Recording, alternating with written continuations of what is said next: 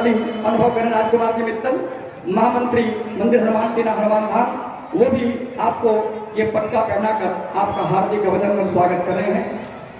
और आदरणीय एसपी साहब को राम सेवक गौतम जी को प्रदान कर रहे हैं। हम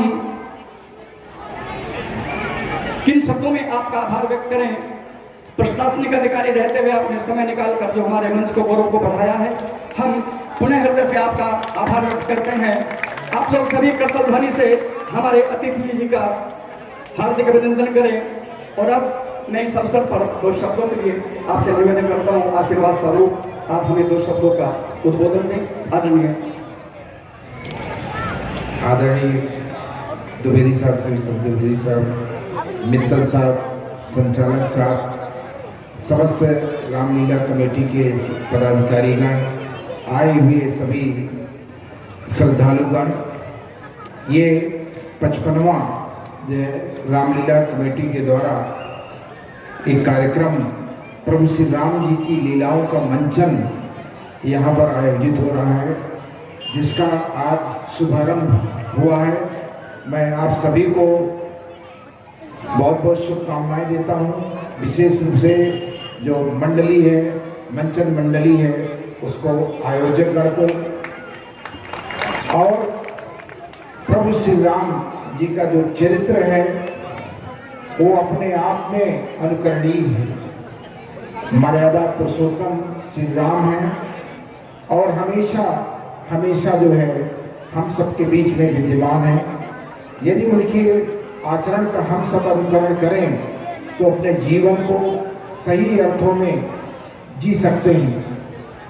प्रभु श्री राम से संबंधित आप सभी ने देखा होगा, आदि रामायण, आदि कवि वाल्मीकि जी द्वारा रचित और उसके बाद विभिन्न भाषाओं में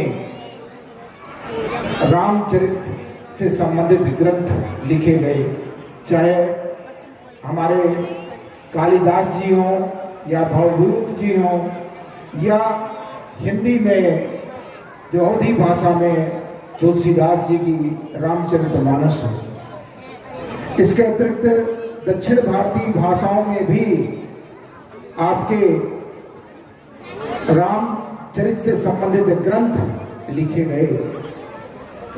इनका जितनी बार भी मंचन किया जाए, जितनी बार भी अवगाहन किया जाए, नित्य नए अर्थों में हमेशा प्रकट होते हैं। एक तरफ लीला के माध्यम से आप प्रभु श्री राम जी के बारे में जानते हैं और दूसरा दार्शनिक अर्थों में, तीसरा प्रतीकात्मक अर्थों में। जैसे आप दशरथ जी का अर्थ है 10 इंद्रियों पर आरूढ़ अर्थात मन अर्थात दशरथ। इसी तरह से आपके रावण 10 आनंद, जिसके 10 आनंद यानी उन पर जो है 10 आनंद का बल, प्रताप, ज्ञान, बुद्धि, यानी बुद्धि जो है 10 आनंद के बराबर, इसलिए 10 आनंद, रावण को 10 आनंद बोलते हैं। बहुत बड़े ज्ञाता, बहुत विद्वान आदमी थे। जब बस केवल और केवल एक अहंकार, और अहंकार के कारण और जो उनके कृत्य, उनके कारण प्रभु श्री राम जी के द्वारा उनका अंत हुआ। इसी तरह से आप जितने अन्य प्रतीक हैं, हनुमान जी जिसने अपने अभिमान का हनन कर लिया हो, हनुमान जी हमेशा सेवा भाव में, नित्य सेवा भाव में, अजर अमर हमेशा विराजमान। ऐसे हैं प्रभु श्री हनुमान जी, जो प्रभु श्री राम जी के सेवक हैं। जितने भी पात्र आप देखेंगे, चाहे लंका के पात्र हों या भारतवर्ष के पात्र हों, और चाहे आप देखते होंगे बहुत सारे पात्र जो हमारे जीव जंतु हैं, उनके माध्यम से भी, चाहे जटायु जी का पात्र हो या गिलहरी जी का पात्र हो, आप सभी को देखेंगे वो आप सबके बीच में कहीं न कहीं कोई न कोई प्रेरणा देते हैं। आस्था और विश्वास,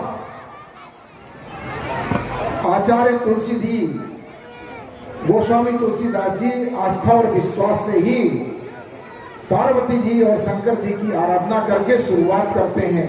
शब्द और अर्थ का संबंध अभिन्न है, जिसको ना अलग किया जा सकता है और ना उसके बारे में कोई व्याख्यायित किया जा सकता है।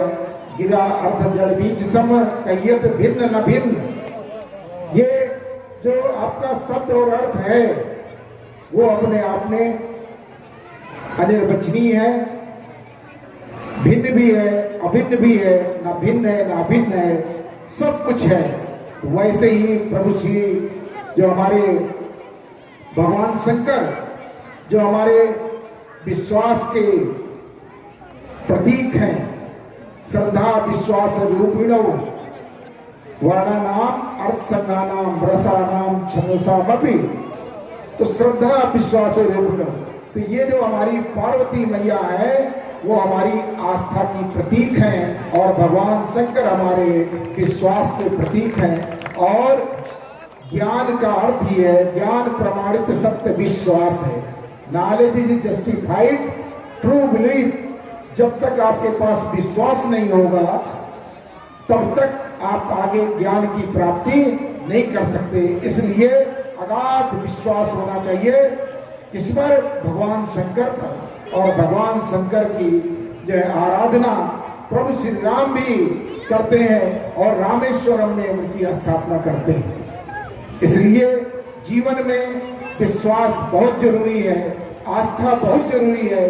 जब तक आस्था और विश्वास नहीं होगा तब तक आप अपने जीवन में आगे नहीं बढ़ सकते हैं। इसलिए हमेशा अपने बड़ों का सम्मान, अपने माँ बाप के प्रति आस्था, अपने बड़ों के प्रति विश्वास ये जरूर जागृत करें। और जो प्रभु श्री राम जी ने लक्ष्मण रेखा खींची है मर्यादा की, विभिन्न क्षेत्र में, जीवन के विभिन्न क्षेत्रों में उसको जरूर अपनाएं, कभी भी उस रेखा का अतिक्रमण न करें। और निश्चित रूप से प्रभु श्री राम आशा का संदेश देते हैं, सब कुछ अच्छा होगा, अच्छे दिन आएंगे और निश्चित रूप से अंधेरे के बाद प्रकाश अवश्य आएगा।